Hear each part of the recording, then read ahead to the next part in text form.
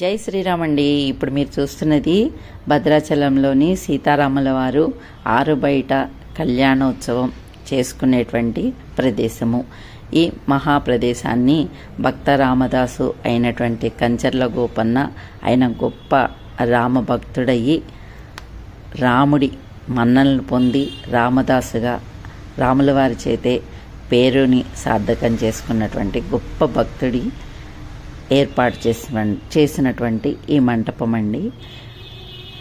ఇది దాదాపు 400 సంవత్సరాల నుంచి సీతారాముల వారి కళ్యాణము ఇక్కడ ఆరుబయటే నిర్వహించడం జరుగుతుంది. ఆయన సంకల్పం ప్రతి భక్తుడు ధనిక పేద కుల మత వివక్షలు ఎలాంటివి లేకుండా ప్రతి ఒక్కరూ సీతారాముల వారి కళ్యాణాన్ని చూసి తరించాలని రామదాస్ వారు ఏర్పాటు చేసినటువంటి ఈ కళ్యాణ మహోత్సవ వేదిక ఇది.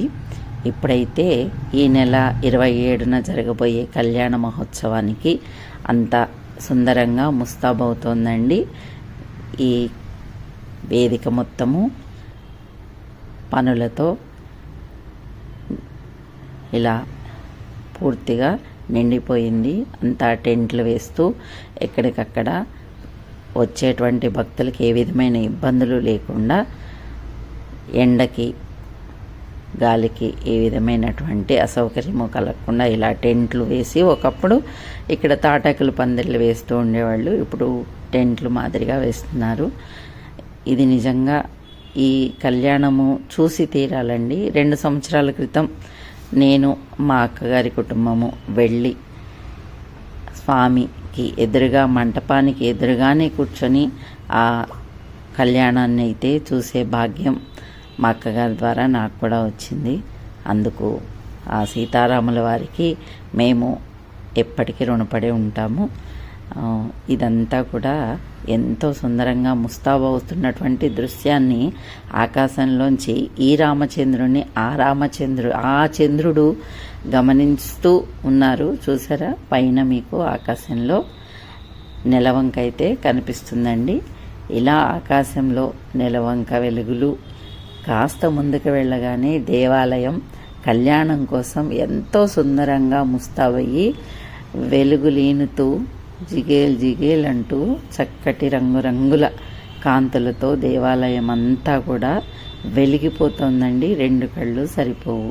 ఇది మొత్తం కళ్యాణ మంటపం అండి. పైన చక్కటి శిల్ప శైలి ఎంతో సుందరంగా ముస్తాబ్ చేశారు, రంగులు వేసి. ఇది మొత్తము కళ్యాణ మంటపం అండి. ఇది సీతారాముల వారు ఈ స్థానంలోనే కూర్చోపెట్టి వివాహాన్ని ఆ రోజు నిర్వహిస్తారు. కళ్యాణ మహోత్సవాన్ని 2 గజరాజులు అటు ఇటు ఉండగా ఈ మెట్ల మీద నుండే స్వామివారిని ఇలా పైకి తీసుకెళ్ళి కూర్చోబెట్టి ఇక్కడ కళ్యాణ మహోత్సవాన్ని నిర్వహిస్తారు. మనం ఆ రోజు 10,000 టికెట్ పోసి వచ్చినా కూడా ఇలా ఈ మెట్లు ఈ మంటపము ఆ రోజు మనకి ఇలా కనబడదండి. ఆ రోజు ఇంకా సుందరంగా పూలతో, తోరణాలతో, మామిడాకులతో, ముత్యాలతో ఎంతో అందంగా తీర్చిదిద్ది ఈ మంటపం మీద స్వామివారు అమ్మవారు వేంచేసి ఉంటారు. దర్శించుకోండి. జై శ్రీరామ్.